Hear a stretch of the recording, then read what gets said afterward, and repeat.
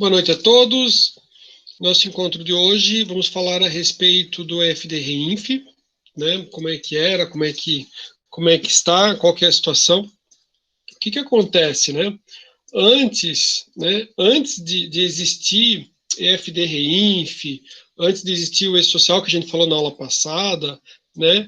O empresário, o contribuinte, ou quem era responsável, né, pelo setor contábil, ele baixava o sistema, né, dentro da empresa, ele baixava o sistema, os dados eles eram inseridos no sistema, que estava dentro da máquina do contribuinte, e era gerada a guia para pagamento. Assim que funcionava. Atualmente, né, a Receita Federal, ela possui, né, os servidores dela, né, o web services, e toda a informação fica armazenada na Receita Federal. Então, né, como eu falei, é um web service, e a quantidade de informações que a Receita Federal tem para cruzamento é muito maior, né? A gente pode conversar um pouco na aula passada, quando a gente falou a respeito do E-Social, e agora a gente vai, né, continuar na mesma linha de raciocínio, né? O EFD, né, significa escrituração fiscal digital, né, e EFD-REINF é escrituração fiscal digital das retenções e outras informações, tá? Hoje elas são informadas, né, na DIF e substituição tributária do tipo, né, ela vai justamente envolver, né, ou vai acontecer quando a gente tem a contribuição previdenciária sobre a receita bruta. Complemento do E-Social, nas versões do E-Social encontravam-se uns eventos que hoje, né, que antes faziam parte do E-Social, hoje fazem parte do EFD-REINF. Tá? A gente vai conversar agora adiante.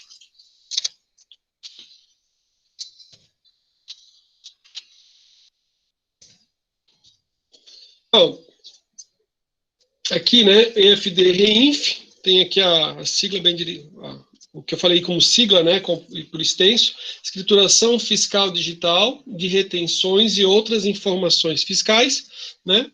Ela vem ser a nova forma de cumprimento de suas obrigações tributárias acessórias, afetas aos tributos e contribuições sociais previdenciárias, que não incidem sobre a remuneração ou folha de salários. O que acontece? Tem o E-Social, né? Emite a folha de pagamento dos funcionários, os funcionários estão lá, tem todas as informações que a gente conversou na aula passada, as informações elas são encaminhadas, né, para a Caixa, em relação ali a fundo de garantia, tempo de serviço, da mesma forma, isso lá no E-Social, tá? Lá para a Caixa, em relação ao FGTS, são informadas para a Previdência Social, que nem a gente viu, lembram? São informadas também à Receita Federal e são informadas ao Ministério do Trabalho e Emprego. Isso a gente viu. Isso. E isso a gente viu na aula passada. O que acontece? Eu tenho situações que elas não entram lá. Por quê? Foi justamente, acabei de receber ali no chat, né, em relação, né, às contribuições previdenciárias ao serviço prestado ou ao serviço tomado, tá? Essa é a ideia. Então, aqui, né, a distinção entre as duas, fiscal e previdenciário financeiro e fiscal e previdenciário trabalhista. Só que eu apertei demais aqui. Quem é obrigado a prestar, né, essa declaração? Pessoas jurídicas que prestam, ou escrituração, pessoas jurídicas que prestam e contratam serviços realizados mediante cessão de mão de obra. Pessoas jurídicas responsáveis pela retenção da contribuição de PIS, PASEP, COFINS, da contribuição social sobre lucro líquido. A gente vai falar sobre o 2070 ali, tá? Pessoas jurídicas optantes pelo recolhimento, né, da CPRB, né? Que é justamente ali o diferencial ali, né? A questão da desoneração da folha de pagamento. Ó, obrigados. Produtor rural, pessoa jurídica e agroindústria quando sujeitos à contribuição previdenciária substitutiva sobre a receita bruta proveniente da comercialização da produção rural. Eu acho que eu não conversei com vocês a respeito disso, né? Mas já vou comentar já. Ou até me arrependo que queria ter aberto um outro material com os slides. O que acontece? Não é o nosso objetivo de foco aqui abordar nesse momento, tá? Mas as matérias, elas se interrelacionam, né? Então, quando eu tive a disciplina de direito previdenciário, aí a gente conversava muito a respeito, né? Quem é o segurado obrigatório, quem é o segurado facultativo, né? A questão do produtor rural, né? Como é que é a contribuição do produtor rural, né? Então, é claro, não estou falando daquele mega produtor rural, né? Mas aquele pequeno produtor rural, né? Que exerce atividade, né? Como meio de sustento da sua família, a forma dele de contribuição para o INSS, ela ocorre com base no faturamento dele. É um percentual sobre o faturamento. E esse percentual de fato sobre o faturamento vai depois garantir, né, que ele receba uma aposentadoria. Então, eu tenho a sensação que eu conversei com vocês em algum momento de um caso, mas não a respeito do percentual. O que acontece? Olhem só, o que acontece? O que eu já tive, né? Tipo assim, já tive várias situações, mas mais recente, uma das situações que eu tive, a pessoa ela não tinha nada, não aparecia nada lá em relação ao INSS. E ela justamente foi buscar uma aposentadoria por idade rural. Aposentadoria por idade rural, né, mulher 55 anos, exige que ela tenha no mínimo 15 anos de contribuição na atividade. O que mostrava lá no meu INSS? Nada. Por quê? Né? Porque ela não tinha, ela tinha que comprovar. Como é que foi comprovado? Foi comprovado mediante a emissão das notas fiscais dela como produtora rural. Ela emite a nota fiscal e quem trabalha na empresa vai emitir a nota fiscal de entrada da mercadoria. E daí, ele é que vai ter em relação às contribuições. Então, o que acontece? A FD-REINF, ela vai justamente, o cara não é trabalhador, tem a questão previdenciária, ele vai entrar aqui, tá? Ó, que nem a gente tá vendo aqui, ó, né? Que é a ideia do segurado especial. Uma outra coisa que eu quero comentar com vocês é o seguinte, né? Teve um decreto, aliás, acho que comentei na aula passada, teve o decreto, né? Recente, agora em 2020, e ele diz o seguinte, que o trabalhador, imagina, a mulher contribuiu, né, pagou, ela não se aposentou porque ainda faltou uns 6 meses, né, faltou 6 meses, ele não conseguiu, coisa, mas foi show de bola, né, foi muito bom ali, fiquei feliz da vida com o servidor, né, bacana, no que ele pôde, né, todo o tempo de contribuição juntar ali direitinho foi. É que ela começou a trabalhar, mas o momento que ela começou a emitir, né, levou um lapso, e esse lapso temporal não tinha como comprovar. Mas o que eu queria comentar com vocês é o seguinte, com esse novo decreto de 2020, a partir de, se não me engano, 2023, o segurado, ele tem que ir lá no INSS e ele tem que dizer que ele é um produtor rural. Se ele não fizer isso, não vai ficar computando. Então, por exemplo, essa senhora que em 2020, ela comprovou 14 anos e pouco para trás, se a pessoa não comparecer lá no INSS, vai dar zebra, né? Professor, como é que é esses casos, assim? A pessoa tem uma contabilidade, funciona, maravilha? Não, né? A gente recebeu a documentação, o sindicato, mas vai ter a nota de entrada, né? É que nem, por exemplo, assim, ó, a gente comprava lenha do produtor rural. Eu tenho que emitir nota fiscal de entrada, né? A mulher produz leite, digamos, ou, né, fornece ali, tem a questão de produção de leite, alguma coisa assim, ele vai receber a nota de entrada.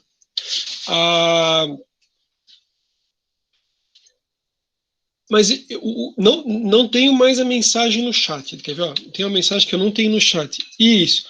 o que o Bruno talvez disse, o que o Bruno talvez o Bruno ia pensar, que eu já escutei bastante, é o seguinte: tem muitas pessoas que questionam o seguinte. Eu não sei se esse questionamento, e não tô falando, eu não estou falando de pessoa assim extremamente leiga, mas estou falando assim na própria pós-graduação, ok? Na própria pós, tem algumas pessoas que questionam o seguinte: se esse produtor rural, ele efetivamente contribui para o INSS ou não, né? É claro que sim, tem o percentual, na minha concepção, né? Mas eu entendi o que o Bruno quis dizer. O Bruno quis dizer assim, tá, mas se for um que talvez ele entre como isento ali, ou que não é tributado, não tem nada, não tem nenhum tipo de contribuição, tá? Na questão do direito tributário, né, eu não tenho acompanhado tão de perto para saber ali. Eu sei que vai ter o percentual ali sobre o faturamento. Agora, sim, o que eu estava comentando é que na pós tem profissionais que dizem o seguinte, né? Que a pessoa nunca contribuir tem o direito de se aposentar, como se fosse quase uma ideia assistencial, né? Que ele vai ganhar um salário mínimo, ele estava lá, isso favorece. Aí eu pensei, cara, mas não é assistencial, existe a contribuição, né? Só que é um percentual sobre o faturamento, tá? E ó, o Bruno está falando, ó, o pai dele é apicultor, né? E o mel tem imposto. Beleza. Aí, um outro que também é estudado, depois eu vou abrir com vocês o material que eu tinha da pós não, da minha graduação, né? Que falava a respeito também das associações esportivas. Por quê? Porque em relação ali a jogador de futebol e tudo mais, a forma de contribuição ali para o INSS, ela também acaba sendo, né, ou perdão, da associação desportiva, ela acaba sendo diferente. Então, a questão dos clubes e tudo mais é diferente, né? Por exemplo, a primeira coisa que a gente aprendia é que, por exemplo, né, o bancário, o percentual não era de 20, ele já era um percentual um pouquinho maior. Depois eu vou abrir o material para a gente visualizar ali bem legal, tá? Mas aqui as associações desportivas também, né, ó, que mantêm uma equipe de futebol e que tenham recebido valores a título de patrocínio ou licenciamento de uso de marcas e símbolos, publicidade, propaganda e transmissão de espetáculos esportivos.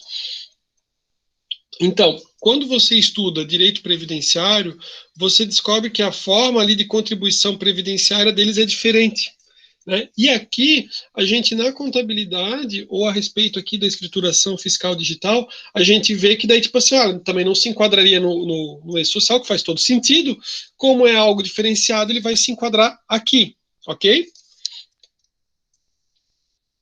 Aí, inclusive, tem a questão do prazo que vocês vão visualizar e que vinha lá da legislação previdenciária, né? Vou adiantar já que eu falei. Pensem o seguinte, né? Quando a gente fala a respeito dos times de futebol, eu não entendo na questão assim de jogo, de time, de camisa e coisa e tal, não entendo nada, né? Eu já comentei em sala de aula que eu demorei muito para entender que o Lanterninha era o último, né? Isso eu contei no semestre que a gente estava no presencial, né? Que eu lecionei para vocês mercado financeiro de capitais. Na minha lógica, a lanterna, o cara que estava lanterna seria o cara que eu colocaria na frente, né? Mas o Lanterninha é o último, então já deu para sentir que nada, né? De conhecimento de futebol. Só que a primeira coisa, e o que popularmente as pessoas falam, é que os clubes, em termos de caixa, geralmente eles passam por uma certa dificuldade, né? Apesar de que você vê lá jogador ganhando fortunas e luvas, porque um jogador saiu para o outro, em muitos casos, né, ali as associações, elas não estão legais. Então, o que acontece? Aqui a gente tem, né, patrocínio, licenciamento, propaganda, show vai ser feito, transmissão do espetáculo. O prazo para que, né, a associação pague, ele é muito mais curto, né? Talvez para justamente, né, ó, recebeu, teve lá um jogo de futebol, logo em seguida, então, já faz o pagamento, né? A gente vai ver o que significa em termos de prazo logo em seguida, mas ele é diferente do que a gente vê, por exemplo, de um outro ramo de negócio, ok? Ó, empresa ou entidade, aqui a gente estava, né, ó, associações desportivas, né? E a equipe de futebol profissional, tá? Futebol. Aqui outros, né? Obrigado. Empresa ou entidade patrocinadora que tenha destinado recursos à associação desportiva que mantém equipe de futebol. É porque a legislação fala em equipe de futebol, ok? Então tá. Então, quem patrocina também, né, vai ser obrigado a enviar a declaração. Entidades promotoras de eventos desportivos realizados em território nacional em qualquer modalidade desportiva, dos quais participe ao menos uma associação desportiva que mantém equipe de futebol profissional, tá? Pessoas jurídicas e físicas que pagaram ou creditaram rendimentos sobre os quais haja retenção do imposto de renda retido na fonte, né, por si ou como representantes de terceiros. Esse aqui é o 2070. Então, o início da obrigação, né, para mandar a escrituração fiscal digital. Aqui a gente também tem a questão dos grupos, grupo 1, grupo 2, grupo 3, grupo 4, né? E a questão aqui das datas, né? O que eu comentei com vocês? Assim como a gente fez com o E-Social, a gente vai acessar ali o site, daí você consegue ver o cronograma, como é que está e tudo mais, né? Então, assim, ó. Aliás, eu vou mostrar aqui, mas já vou acessar o site, tá? Então, diz assim, ó. Grupo 1, empresas com faturamento acima de 78 milhões. São as empresas que são lá o lucro real, né? Grupo 2, as demais empresas, com exceção das empresas do Simples Nacional. É a mesma lógica do E-Social aqui. Né? Entrega 15/2/2019. Aqui, grupo 3 é o Simples Nacional, né? E daí entidades sem fins lucrativos e o microempreendedor individual, ok? E depois, grupo 4, né, que ainda não tinha data aqui, os entes públicos. Mas esse material, eu desenvolvi ele em 2019, né? Então, né, ele sim pode estar, ele pode não, ele está, né, a gente teve alterações. Eu vou abrir o SPED, né, aqui, ó, EFD Reinf, aqui ele mostra os módulos, ó, tá vendo, ó, dos SPEDs, ó, Sistema Público de Escrituração Digital, EFD Reinf, se não me engano, ele mostra na primeira ali as notícias, né, ó, adiado o prazo de obrigatoriedade de entrega da EFD Reinf, vamos ver, ó, alteração, isso foi agora em janeiro de 2020, ok? Antes da pandemia. Vamos clicar aqui. Por que eu estou fazendo isso com vocês? Porque eu observo, né, que por mais que a pessoa queira organizar o material todo atualizadinho, né, é mais importante que eu mostre para vocês onde vocês pesquisarem, né, do que pegar um material, a pessoa às vezes passa o material, a pessoa pensa, aí agora mudou o slide, né, mudou o material. Quando a gente trabalha muito a questão, né, uma matéria onde haja muita alteração legislativa, ou que tem a questão, né, que pode haver, né, em relação a mudança de cronograma, eu acho que é muito mais válido, né, a gente trabalhar consultando o material. Que nem o Jean tinha comentado antes, né, que ele teve a questão da disciplina do direito eleitoral e que muita coisa mudou, e é verdade, vai mudando, né?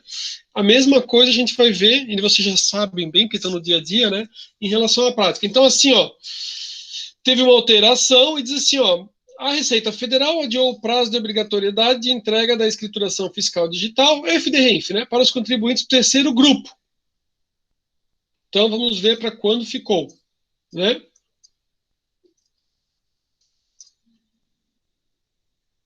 Acho que diz que não tem data, quer ver?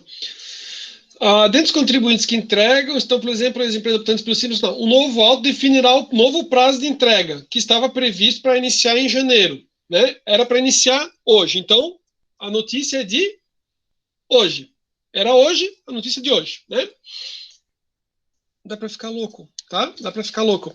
Professor, pode dar um outro exemplo? Posso dar um outro exemplo. É a mesma coisa quem está trabalhando na área trabalhista, e daí eles falam assim, ó, vai ser obrigado a utilizar para cálculo o PJE Calc. Aí o cara vai lá, se prepara e coisa e fala, não, a gente já adiou uma vez, a gente já adiou, agora a gente vai adiar para 2021. E daí o cara fica nessa, né? Faz parte, né? Faz parte. Ó, então, diz, ó, o adiamento ocorreu por conta da necessidade de prazo para a conclusão do novo sistema, que está em desenvolvimento pelas secretarias especiais da Receita Federal e da Previdência e Trabalho, que simplificará o envio de informações atualmente exigidas pelo Sistema de Escrituração Digital das obrigações fiscais, previdenciárias e trabalhistas, o E-Social. Esse sistema simplificado, com o novo layout, substituirá o sistema E-Social e suas integrações de dados, implicando na redefinição da forma de recepção das informações e previdenciárias decorrentes da folha de pagamento, com impactos na FD-REINF. Tá? Então tá. Então a gente viu que aquele prazo que eu tinha mostrado aqui para vocês na apresentação, né? Eu sugiro então que a gente sempre, né? Que a gente sempre consulte, né? No site da Receita Federal, né? Se vocês digitarem ali Receita Federal, digitar o SPED, ele já vai logo aparecer, beleza? Então, a princípio, né? Quando eu estava comentando, quando eu tinha montado o material, o prazo era 1º de julho de 2019. Aí vocês viram que ele já tinha sido alterado para 10 de janeiro de 2020. E daí depois foi alterado de novo, tá? Professor, esse assunto é importante? Claro que sim, né? Claro que sim, mas beleza, só teve algumas alterações aqui. A gente viu que o primeiro grupo era acima de 78 milhões e o segundo grupo são, se a gente for pensar, são as limitadas, né? Então, o segundo grupo, que compreende as demais entidades integrantes do grupo 2, né? Exceto as optantes pelo Simples Nacional, desde que condição de optante conste no CNPJ em 1º de julho de 2018, exceto as entidades empresariais pertencentes ao primeiro grupo. Pessoal, eu não vou pedir para vocês, né, que nem eu falei em relação à prova e tudo mais, eu não vou pedir para vocês qual que era o prazo, ou, por exemplo, né, que o E-Social falava conforme o faturamento em 2016, FD-REINF conforme o faturamento de 1º de julho de 2018. Eu não vou fazer assim tão detalhado, tá? Não é esse o objetivo. Aqui é só para a gente ter uma noção de onde é que eles pegaram o faturamento a partir de que data, né? Para o terceiro grupo, né, que daí não é o primeiro grupo, acima de 78, abaixo de 78, é o caso do Simples Nacional, né, o terceiro grupo, e não é o quarto grupo, que são os entes públicos, né? Então diz, ó, a partir das 8 horas do dia 10 de julho de 2019, isso já foi mudado, né? Com os fatos ocorridos a 1º de julho de 2019. Aqui é essa data do quarto grupo, né, que é a administração pública, em data a ser fixada em ato pela Receita Federal do Brasil. Aqui eu estava na versão 1.4, vocês viram que já teve a versão 2.0 foi cancelada. E aqui diz assim, ó, de quando que é, né? De quando que é? O ato declaratório executivo de 26 de setembro de 2018. A produção restrita, né? Inclusive tem uma pergunta ali, o que é a produção restrita, né? Que é a questão de teste e tudo mais. Então, 3 do 10, né, 22 horas, 3 do 10 de 2018, e ambiente de produção, né, a partir do dia 29 de 10 de 2018. Vamos falar a respeito dos eventos.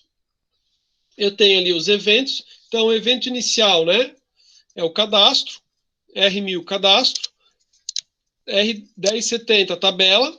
Aí eu tenho os eventos periódicos e os eventos não periódicos, né? A gente conversou da mesma forma em relação ao E-Social. No E-Social, pensando lá dos trabalhadores, o que acontece? O evento periódico é a questão da folha de pagamento e o não periódico é uma admissão, uma demissão, um afastamento, né?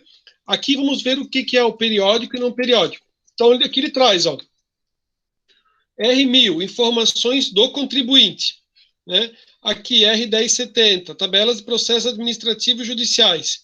Aí, 2010, retenção, contribuição previdenciária. Então, 2010 são tomadores de serviços. 2020, prestadores de serviços. Eu vou Os próximos slides vão detalhar, tá? Então, aqui ele diz, ó, se ou é um recurso recebido de uma associação desportiva, ou é um recurso que foi repassado, né? Ou ela recebeu ou ela repassou. Então, é os códigos ali do evento que vai ser utilizado. 2050, comercialização da produção do produtor rural. Contribuição previdenciária sobre a receita bruta, né?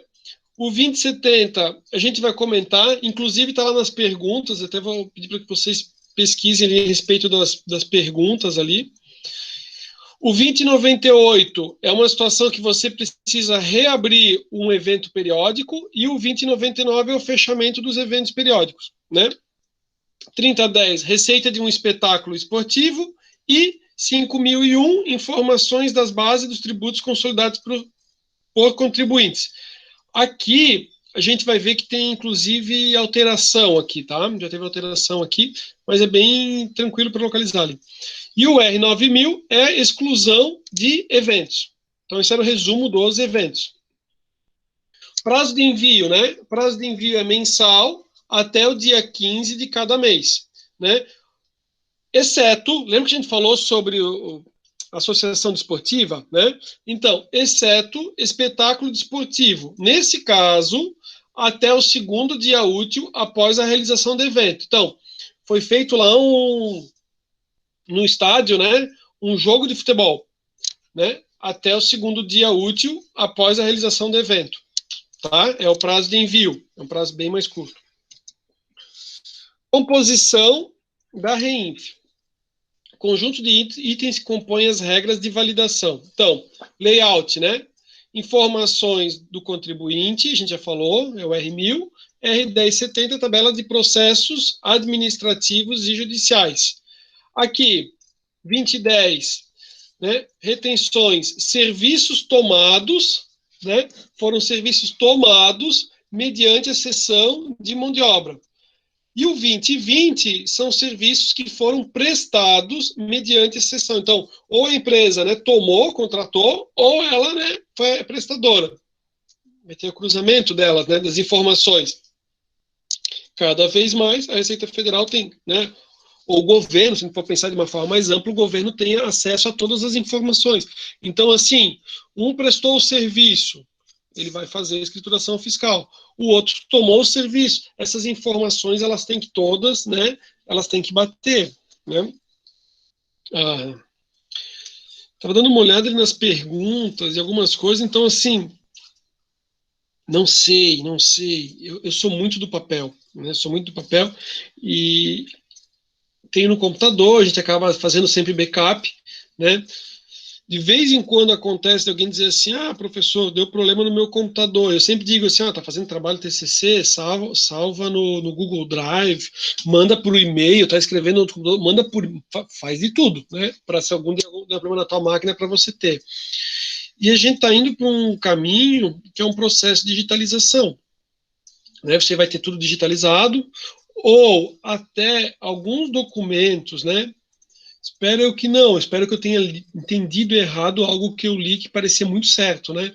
Mas talvez num futuro muito próximo, nós não teremos mais alguns documentos, né, que nós temos em meio físico, você vai ser só eletronicamente. Então, vejam bem, né? Quantos documentos que a gente tem, tipo carteira de trabalho, né? Você tem a carteira de trabalho, daí tem lá o carimbo. Não, a pessoa não é mais carimbo, beleza, então tem um adesivozinho, aí fazia as anotações de salários. Na verdade, assim, ó, eu não sei vocês trabalhando, mas, por exemplo, quando eu trabalhava no banco, né, o banco não pedia sempre a carteira. Aí depois, quando ele fazia a anotação, recebia aquele material. Teve uma situação, para vocês terem uma ideia, eu estava com uma situação de uma aposentadoria, a pessoa que me atendeu era um servidor super inteligente, tá? Sim, o cara dominava o assunto, o cara não era, sim, não era um leigo, né? O cara me atendeu super bem, aí ele pegou a carteira do trabalhador, até me lembrei quem que era um motorista de ônibus, tinha trabalhado a vida inteira. Aí ele pegou a carteira e ele pegou um papel, porque geralmente você tem aquela carteira e tem aquela capinha, sabe? Aí ele pegou o papel e falou, não, isso aqui ó, o doutor pode ficar. Aí eu falei, não, esse documento preciso que seja digitalizado junto. Aí ele falou, hã? Aí eu falei, não, é as alterações ali de salário, de cargo, né? Está tudo numa outra folha. Por quê? Porque a gente vive num país, né, que não sei se eu posso dizer que a inflação é controlada ou não, porque o poder de compra, né, enfim, mas muito diferente do que já foi, né? O que acontece?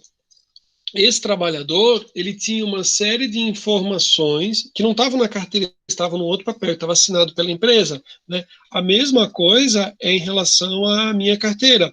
A minha carteira, a questão do banco e tudo mais, ela não tem todas as informações na carteira. Eu recebi um documento, né, que o objetivo era colar, selar na carteira, até hoje não está colado, né? Aliás, até vou ver onde é que está perdido, né? Mas, enfim, lembro que na aula passada eu falei para vocês olharem no extrato CNIS, tá tudo lá no meu extrato CNIS, então beleza, né, não é atividade especial nem nada, mas então é importante, né, não sei, eu gosto do papel, né, tá lá, tá anotado, né, agora num futuro próximo, pode ser que você não tenha mais esse documento, né, vai ser tudo e-mail eletrônico, né, não sei, né, eu ainda cheguei a visualizar, né, porque a pessoa tinha uma certidão de nascimento, era uma carteira, assim, o cara abria a carteira, aí abria, assim, a certidão, né, era lindo, né, aí depois ficou uma folha de papel simples, assim, aí tu fala assim, meu Deus, né, tipo assim, que desgraça, né, agora não, agora é feito no papel moeda, melhor, né, melhor, mas sei lá, talvez daqui a pouco a gente não, né, não, é tudo eletrônico. Beleza, então, serviços tomados, serviços prestados. 20 e 30, retenções, né? Recebidos por associação desportiva que mantém a equipe de, né, futebol profissional. E 20 e 40, né, de recursos repassados para a associação que mantém a equipe de futebol. Então, uma é valores recebidos e a outra é valores repassados. Referente a recursos repassados. As tabelas, né? Então eu tenho, né? Tabela 1, código de pagamentos, regras para utilização dos códigos, rendimentos beneficiários. Ninguém vai decorar aqui as tabelas, mas beleza, né? Tem as diversas tabelas ali. E daí aqui eu tenho, ó, as tabelas, né? Em relação às tabelas. Mediante exceção de mão de obra ou empreitada, sujeitos à retenção pelo tomador. Então, na hora que ele vai lançar, né, ele tem os diversos códigos. Eu trouxe para que vocês tivessem assim acesso à informação ou visualizassem como é que aparece, né? Então aqui, ó, esta é a tabela 6. Ó, vou voltar aqui, ó. Tabela 6. Classificação dos serviços prestados mediante exceção de mão de obra empreitada. Aí traz como exemplo, ó, serviço de coisa que a gente vê bastante, né? Serviço de conservação, né? Limpeza, conservação ou zeladoria, né? Que é uma empresa, né, terceirizada, né, a empresa de vigilância ou segurança, empresa ali na construção civil, né, ou a prestação de serviço, se a gente for pensar, né, serviço de natureza rural, digitação, preparação de dados para processamento, essa é a tabela 6, né, então ali, ó, retenção de contribuição pelo tomador, né, aquele que toma, ele vai reter a contribuição do INSS, é isso, tá? Aquele que toma, ele retém a contribuição do INSS. Agora aqui, ó, tabela, né, ó, tabela 6 aqui, ó, tomador, né, aqui os códigos, ó, acabamento, por quê? Aqui eu fui até o 6, ok? Eu tenho mais outros códigos, né, aí eu deixei aqui ele para caber, né? Então eu tenho acabamento, embalagem, cobrança, hotelaria, corte, ligação de serviços públicos, né? Telefonia, telemarketing, trabalho temporário, operação de máquina. Beleza, tá? Ninguém vai decorar as tabelas, tá? Mas só para a gente visualizar. Aqui a imagem que a gente tinha comentado antes, né? Vendo os códigos aqui, tomadores. Temos mais, né? Informações de comercialização da produção por produtor rural, PJ, agroindústria, né? As informações aqui, né? Quando eu tenho a questão da desoneração da folha e as retenções do PIS e COFINS, isso aqui, né? Está suspenso. 2098, reabre os eventos periódicos, digamos que a pessoa fechou, tem que fazer uma alteração, ele reabre com o evento 2098 e fecha no 2099. Código, né, o evento para receita de espetáculo desportivo 3010. E aqui, ó, o que é o 2099, né? Identificação do responsável pela REINF no mês, nome, CPF, telefone e e-mail. Este último não é obrigatório. Informações do fechamento, se contratou ou prestou serviços sujeitos à retenção previdenciária e se é associação desportiva. Aqui falou do e-mail, né? Eu não sei como é que vai ficar essa questão do e-mail em termos de futuro, né? Não sei se vocês também visualizam isso. Por quê, né? Porque sempre nos é solicitado, na questão do direito, né, informar e-mail, né? Entra com processo, informa e-mail, né? Cara, quem é que acessa o e-mail? Não sei se acontece com vocês, mas nos e-mails você recebe uma enxurrada de e-mails que você nunca solicitou, que você não quer. Você recebe, né? Acredito que vocês recebam, né? Às vezes mensagem de bancos que vocês nem têm conta, né? Professor, como é que recebe de banco que não tem conta? Golpe, né? Golpe, né? Vem aqui uma coisa. E é difícil, eu sinceramente, às vezes tenho até receio, se, digamos, demora um tempo, eu até tenho receio de abrir o arquivo, né? Quando diz assim, olha, você recebeu uma nota fiscal ali do Estado de São Paulo. O cara foi para São Paulo, o cara abre, né? Que é uma nota fiscal, lá na época teve a Banff lá, o cara até abre. Mas se não, tu não abre. Né? Se foi emitida uma nota, foi emitida uma nota que você não tem a menor ideia do que seja, você nem vai abrir o e-mail para ver. Tipo assim, infectar o computador, dar um problema nos seus arquivos, né? De forma alguma. Então, assim, né, atualmente, as pessoas recebem uma quantidade enorme, né, de vírus, como se fosse alguma informação do banco, vírus como se fosse de alguma audiência para a pessoa participar, né, ou que seja alguma coisa relacionada à nota fiscal. Imagina, eu que trabalho, que preciso às vezes abrir os arquivos, eu tenho o maior cuidado de abrir, né? Se eu tiver na dúvida, eu não abro. Que me informe de uma outra forma, né? Tipo, pelos correios, né? Mas eu não sei se daqui a pouco a gente vai acabar caminhando para algo, seja a questão do WhatsApp, né? Mas é a questão assim, ó, a gente teve uma alteração legislativa, teve o Código de Processo Civil, que daí falava o endereço eletrônico, se exige o endereço eletrônico, mas é bem complicado. Já comentei com vocês o e-mail, né? Que seria o melhor e-mail, que é tipo assim, com a questão comercial, né? Recebo tanto e-mail que é impossível de utilizar, então eu acabo utilizando o Hotmail e outro, como todo mundo utiliza, a questão do Gmail, né? Para vocês terem uma ideia, esse que nós temos da Uniavan, ele é aberto direto, eles têm algum esquema, não sei como é que é, mas a gente abre direto no Gmail, né? Então, acaba sendo mais prático, beleza? Então tá, voltando aqui, né? Puxei o assunto que a gente falou sobre e-mail. Aqui é o fechamento dos eventos periódicos, evento 2099, né? Se você não tem movimento, se não teve movimento, diz assim, ó, informar a primeira competência a partir de qual não houve o movimento, cuja situação perdura até a situação atual. Então, você coloca a data a partir da competência lá, né, que não houve movimento, e daí aquilo vai ficar, né? Ó, aqui os eventos, e aqui um fluxograma, tá? Então, questão do cadastro, aí eu tenho aqui os eventos periódicos, né? Aí é feito fechamento. Essa é a ideia do fluxograma. Precisou abrir um evento periódico, né? A gente viu aqui, né? Se é tomador, se é prestador de serviços, evento esportivo. Aí aqui, precisou reabrir. Desculpa, tá aqui o mouse. Precisou reabrir. Reabre, fecha de novo. Ok? Informação das bases e dos tributos. É o 5001. Recibe protocolo. para cada evento contido em um determinado lote e que for processado com sucesso, retornará o respectivo número do recibo ou com o protocolo de recebimento, para dizer que deu certo. Os recibos de entrega serão mantidos no sistema por tempo indeterminado, porém é importante que as empresas os guardem, né, para eventual comprovação de entrega e de cumprimento da obrigação tributária acessória perante terceiros.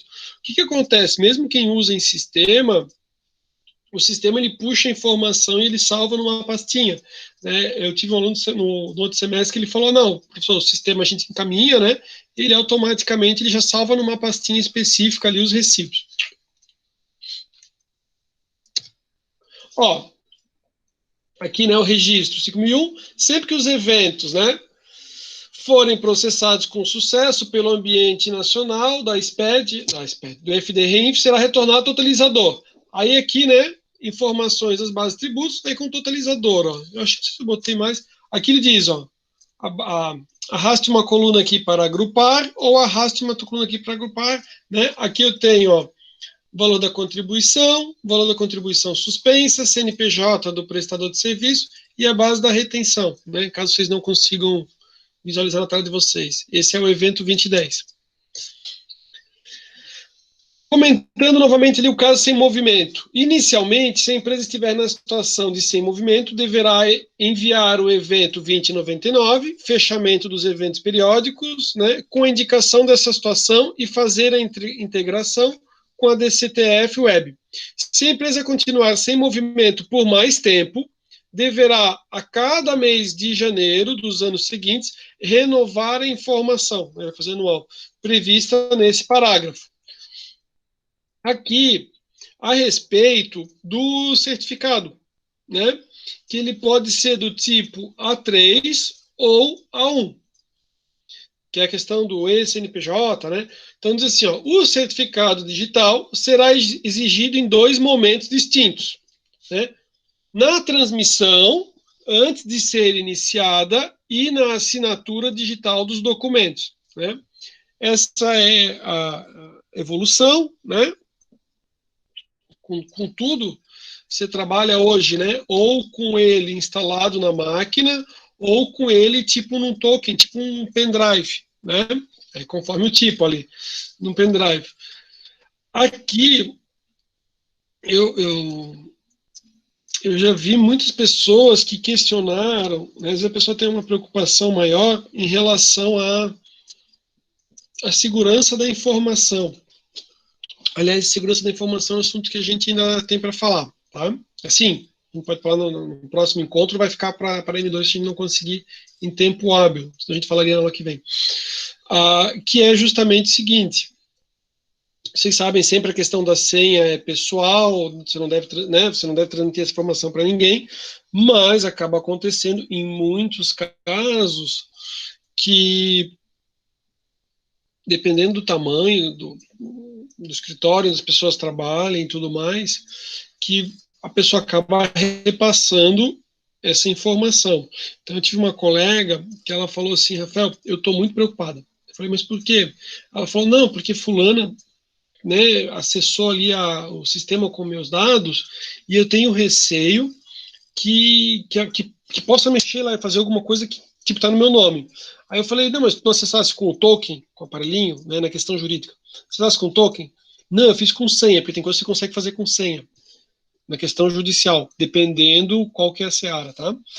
Aí eu falei, não, olha, o que acontece é o seguinte, cada vez que eu vou acessar, ele me pede as informações de novo, então eu acredito que não pediu lá. Ela ficou realmente bastante preocupada, porque a preocupação é assim, professor, e se alguém assinar no meu nome, né? Por exemplo, o que acontece? Eu acesso o sistema, né? Como advogado, por exemplo, eu acesso o sistema com o token, né? Justiça do Trabalho, com o token, você acessa com o token, né? Acessa com o token, mas não consegue peticionar, mas aí você acessa com o token. Aí quando você vai juntar os documentos, é tudo que está falando aqui, só que está falando do FDRINF, né? Ele diz assim, ó, beleza, então você assina todos os documentos, cada um dos documentos ele passa e assina, ele vai assinando. Então se eu tiver 20 documentos, ele vai assinar os 20 documentos. Na hora que forem abertos, cada um dos documentos vai estar lá, Rafael Gustavo Gueman assinou o documento em tal data e tudo mais. Não tem como dizer assim, não sabia, não tenho a menor ideia, porque é com senha, ok? Depois dele assinar cada um dos documentos, na hora que eu vou enviar ele, né? No caso da justiça não, porque ele já exigiu na hora que ele já me exigiu na hora que eu assinasse os documentos para gravar. Então ele pede para mim assinar no início, por exemplo, processo trabalhista no início, e depois ele assina cada um dos documentos, que é o PJE, tá? Isso é o trabalho do país todo, PJE, então ele assina cada um dos documentos, depois eu boto assim, peticionar. Peticionou, tá lá. Cada um dos arquivos vai aparecer com o nome, né? Justiça Federal e Estadual de Santa Catarina, que agora é estadual em Santa Catarina também é o EPROC, né, você até consegue sem o token, você consegue só com a senha, você consegue ir lá e peticionar. O que tinha antes no ESAGE, você obrigatoriamente tinha que ter o token. Se o cara dá problema no token, o cara não entrega, né? Aqui, a gente também está falando da mesma forma. O que acontece é que em muitas empresas você já tem direto no computador, para não ter esse negócio de token, cadê o token e tudo mais. E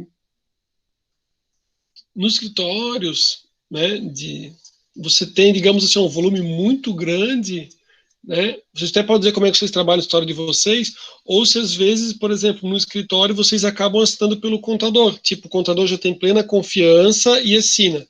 Professor, pode isso? Perguntei na prática, né? Na prática, eu vejo, por exemplo, assim, ó, tem escritórios muito grandes na área jurídica, que é assinado o nome do advogado, que é o advogado-chefe, né? Ele faz o acompanhamento e faz o monitoramento.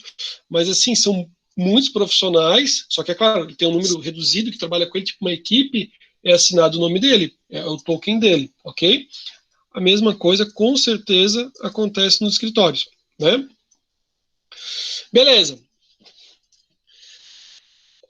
Código de acesso. Os contribuintes não obrigados à utilização do certificado digitais, né? Então, tem o caso de código de acesso para aqueles que não são obrigados a utilizar o certificado. Então, exemplo, empregador doméstico e do microempreendedor individual. Por quê? Porque, na verdade, também tudo tem um custo. Tudo tem um custo. Então, assim, o que acontece? O microempreendedor individual, a ideia é a questão da facilidade. Né? A pessoa paga 50 e poucos reais por mês, menos de 60, né? Depende se é prestador de serviço ou se tem a comercialização de algum produto, mas se eu não me engano é 56, por aí, né? 50 e poucos reais, 60 reais, digamos que fosse. Tá? Ele vai pagar ali, né, considerando os tributos. E a facilidade para ele constituir um MEI, em 30 minutos ele faz. Agora, imagine, a gente vai conversar mais adiante, a gente vai fazer também nossa pausa, mas imagine, né? Aí você começa a exigir da pessoa que ele use. Deixa eu mostrar o token aqui. Ó, esse é o token, tá? Então, imagina você exigir que a pessoa tenha o certificado digital, que ele acesse, que ele digite senha, né? Professor, o certificado é fácil? Não, demônio, né? Brincando, pessoal. Mas por quê? O que acontece? Não é você botar ele na máquina. Quando você bota, ele diz assim, não, mas tem que ter lá a chave, tem que botar um aplicativo, né? Depois que funciona, que você instalou pela primeira vez, beleza. Mas já tive assim, pô, a gente trabalha todo dia com computador, né? Já tive caso de colega dizer assim, Rafael, eu tô com um notebook novo, como é que eu faço? Eu falei, cara, não me lembro. Eu sei que eu coloquei, ele foi pedindo, instala isso, instala aquilo, instala não sei o que, até que vai, né? Já passei por situação que ele não está valendo, né? Ou que ele não lê o token. Então você imagina para uma pessoa extremamente humilde, né, que já tem dificuldade de entrar lá para pagar a sua contribuição, né, você começa a exigir uma quantidade muito maior. Professor, quanto é que custa a brincadeira? Essa brincadeira custa, o token, né, o token custa R$ 230, tá? R$ 230, aí vale por 3 anos, né? Então, assim, ó, se a pessoa for colocando na ponta do lápis, é isso, mais aquilo, mais, né, é puxado, é puxado. É por isso que cada vez mais, né, as atividades elas são mais complexas, vão exigir mais de vocês, né? Tipo assim, cada vez mais vocês vão ter um volume maior de pessoas procurando vocês, porque as pessoas por conta própria não conseguem. É que nem uma situação que a pessoa me procurou, né? Que daí ela não sabia e ela recebeu indevidamente, né? Recebeu indevidamente, né? Ou supostamente indevidamente, né? Por 3 anos, né? Aí o INSS falou assim, olha, não que eu queira dizer nada, né? Ele não falou assim, né? Mas ele falou assim, ó, eu quero receber meus 30 mil reais de volta, que eu paguei para você e você não deveria ter recebido. A mulher nem tem ideia, a pessoa extremamente humilde, né? Ela falou assim, doutor, vão levar minha casa agora, né? Então, a gente passa por situações, o país, ele tem uma, ele tem uma desigualdade em termos de informação muito grande, né? Imagina, em termos de educação e tudo mais. E para a pessoa conseguir acompanhar, porque o empresário está focado no negócio dele, ele não está focado no token, não token instala, vê legislação, o cara quer saber assim, como é que eu faço para ganhar meu dinheirinho? Aí o cara faz para trabalhar para ganhar o dinheiro dele. Dependendo da situação, ele ainda faz umas mancadas ali que levam umas, né? Levam uns ferros ali que é complicado o negócio. Pessoal, vamos fazer a nossa pausa uns 15 minutinhos, aí a gente retoma de onde a gente parou aqui, tá bom? Obrigado, bom intervalo para vocês. Daqui a 15 minutos a gente volta, pessoal. Um abraço.